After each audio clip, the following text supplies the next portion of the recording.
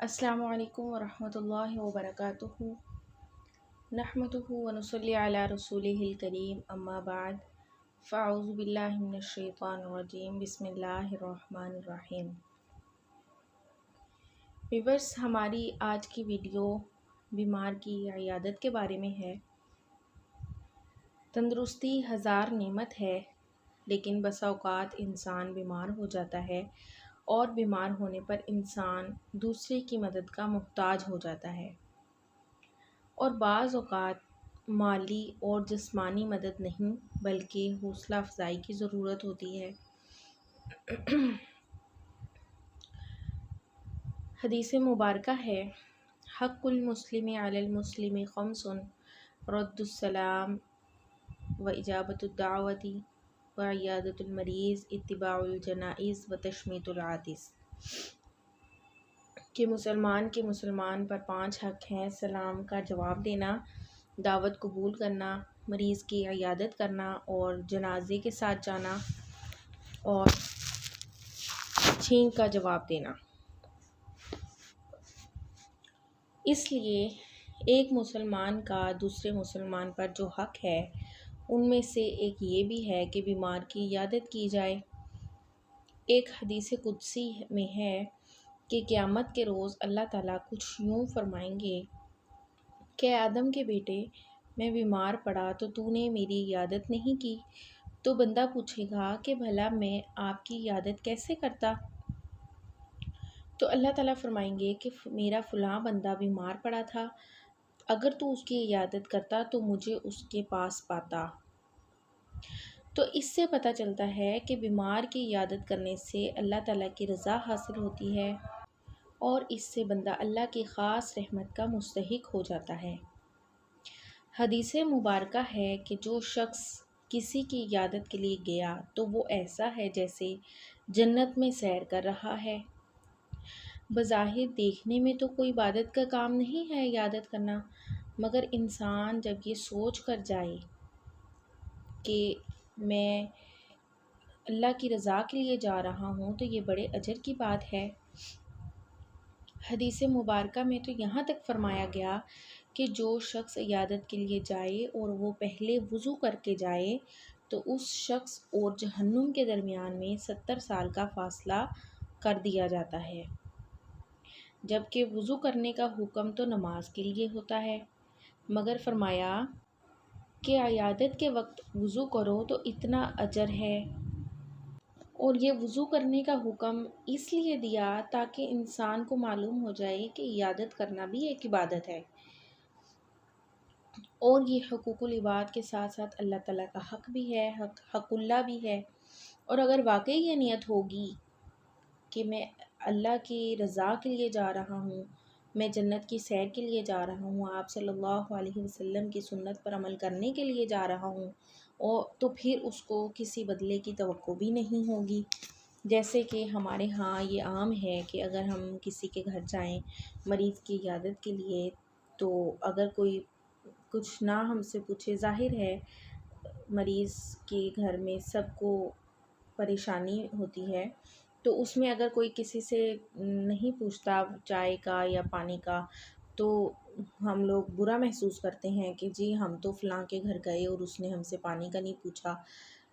تو جب ہم اللہ کے لیے جا رہے ہوں گے، ہماری نیت خالص اللہ تعالیٰ کی رضا ہوگی، آپ صلی اللہ علیہ وسلم کی سنت پر عمل کرنا ہوگا، تو پھر ہمیں اس کی فکر بھی نہیں ہوگی اور ہمیں اس طرح کی باتیں محسوس بھی نہیں ہوں گی۔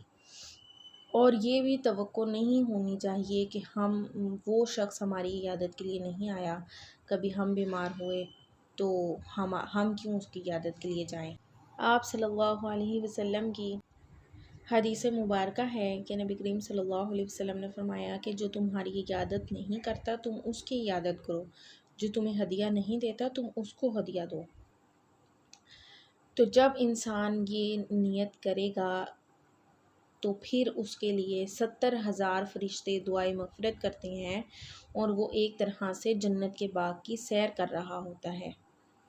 حضرت ابو ہریرہ رضی اللہ تعالیٰ عنہ سے روایت ہے کہ آپ صلی اللہ علیہ وسلم نے فرمایا کہ جب کوئی انسان اپنے مسلمان بھائی کی عیادت کرتا ہے یا ملاقات کے لیے جاتا ہے تو ایک پکارنے والا آسمان سے پکارتا ہے کہ تم اچھے رہے، تمہارا چلنا اچھا رہا، تم نے اپنے لیے جنت میں ٹھکانہ بنا لیا۔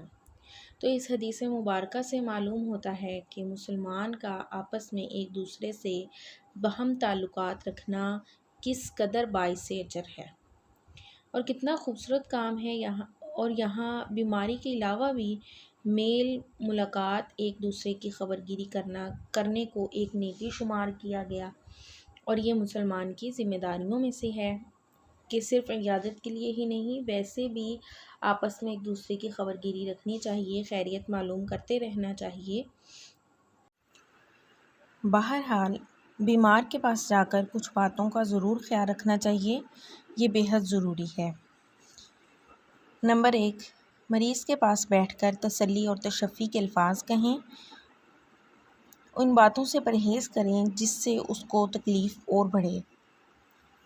نمبر 2، آپ صلی اللہ علیہ وسلم نے فرمایا کہ مکمل عیادت یہ ہے کہ تم میں سے کوئی مریض کے ماتھے پر ہاتھ رکھے اور ان سے صحت کے بارے میں پوچھیں اور مکمل ملاقات کریں اور مصافحہ کریں۔ نمبر 3، حضرت زید بن ارقم رضی اللہ تعالیٰ عنہ سے روایت ہے کہ ایک دفعہ میری آنکھیں دکھنے لگیں تو آپ صلی اللہ علیہ وسلم میری عیادت کے لیے تشریف لائے۔ تو اس حدیث مبارکہ سے یہ معلوم ہوتا ہے کہ ضروری نہیں ہے کہ صرف بخار یا کسی بڑی بیماری میں ہی عیادت کی جائے، بلکہ ہر بیماری میں عیادت کی جا سکتی ہے۔ تو آپ صلی اللہ علیہ وسلم نے حضرت زید رضی اللہ تعالیٰ عنہ سے پوچھا کہ تم اس تکلیف میں کیا کرتے ہو؟ انہوں نے کہا کہ صبر اور برداشت کرتا ہوں۔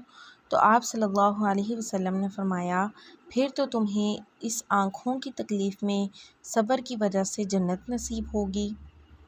یعنی جو شخص تکلیف کے موقع پر واویلا نہیں کرتا، صبر اور برداشت کرتا ہے اور اللہ تعالیٰ سے ناراض نہیں ہوتا، تو اللہ پاک اس کو اس تکلیف کے بدلے میں عالی مقام عطا فرماتے ہیں۔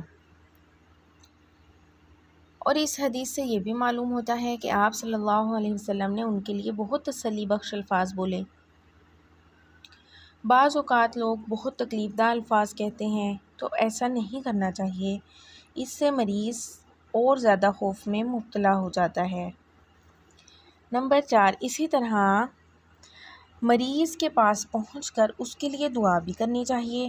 حضرت ابن عباس رضی اللہ تعالیٰ عنہ سے روایت ہے کہ آپ صلی اللہ علیہ وسلم جب کسی مریض کے پاس تشریف لے جاتے تو اس کے سرہانے بیٹھ کر 7 مرتبہ فرماتے،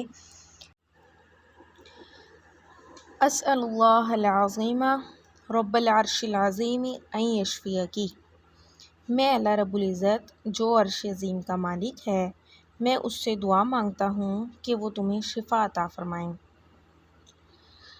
دعا بیماری کو کم کرنے میں بہت مؤثر کردار ادا کرتی ہے اور مریض کے لیے باعث سکون ہوتی ہے۔ آپ صلی اللہ علیہ وسلم نے اس دعا کے بارے میں یہ بھی فرمایا کہ یہ دعا 7 بار پڑھنے سے مریض ضرور شفا یاب ہوگا، الا یہ کہ اس کی اس مرض میں موت نہ لکھی ہو۔ عیادت کے آداب میں سے یہ ادب بھی ہے کہ صرف زبانی کلامی عیادت نہیں کرنی چاہیے، بلکہ دعا بھی ساتھ کی جائے۔ بسا اوقات مریض کو ہم فراموش کر دیتے ہیں، اور باتوں میں مصروف ہو جاتے ہیں، جس سے مریض تنگ ہو جاتا ہے، تو اس لیے ایسی گفتگو کرنی چاہیے جس سے اس کو خوشی ہو اور مسرت ہو اور مریض کی مایوسی دور ہو جائے، اور اگر کوئی غلط بات منہ سے نکال رہا ہو تو اس کی اصلاح بھی کریں، یہ ضروری ہے۔ حضرت جابر رضی اللہ تعالیٰ عنہ فرماتے ہیں کہ آپ صلی اللہ علیہ وسلم ایک خاتون سائب کے عیادت کے لیے گئے تو سائب بخار کی شدت میں کانپ رہی تھیں، تو نبی کریم صلی اللہ علیہ وسلم نے پوچھا کہ کیا حال ہے؟ تو وہ کہنے لگیں کہ خدا اس بخار کو سمجھے، یعنی اس بخار کو وہ برا بھلا کہنے لگیں۔ تو یہ سن کر نبی کریم صلی اللہ علیہ وسلم نے فرمایا کہ بخار کو برا بھلا نہ کہو، یہ مومن کے گناہوں کو اس طرح صاف کر دیتا ہے جیسے آگ کی بھٹی لوہے کی میل کچیل کو صاف کرتی ہے۔ نمبر 5، یہاں تک فرمایا نبی کریم صلی اللہ علیہ وسلم نے کہ غیر مسلم کی عیادت کو بھی جاؤ۔ آپ وسلم بھی ایک غیر مسلم کی عیادت کے لیے تشریف لے کے گئے تو آپ صلی اللہ علیہ وسلم نے اس کو اس بچہ تھا اس کے سرہانے بیٹھ کر اس کو اسلام کی دعوت دینے لگے، تو وہ اپنے باپ کو دیکھنے لگا تو اس کے باپ نے کہا کہ ابو القاسم کی بات مان لو، تو اس بچے نے اسلام قبول کر لیا۔ تو آپ صلی اللہ علیہ وسلم یہ کہتے ہوئے باہر تشریف لائے کہ شکر ہے اس ذات کا جس نے اس لڑکے کو آگ سے بچا لیا۔ تو اس سے یہ حدیث مبارکہ کا مفہوم تھا جو میں نے یہاں پر بیان کیا۔ اس سے معلوم ہوتا ہے کہ مریض کے پاس جا کر نیکی کی تلقین کی جا سکتی ہے، اس کو عبادت کے کاموں میں اس کی مدد کی جا سکتی ہے۔ امید ہے آپ کو ویڈیو ضرور پسند آئی ہوگی۔ میری دعا ہے اللہ تعالیٰ ہمیں نیکی کے کاموں میں زیادہ سے زیادہ حصہ لینے کی توفیق عطا فرمائیں، حقوق اللہ کے ساتھ حقوق العباد بھی پورے کرنے والا بنائیں، آمین۔ پھر ملاقات ہوگی اسی طرح کسی نئے ٹاپک کے ساتھ۔ جزاک اللہ، اللہ حافظ۔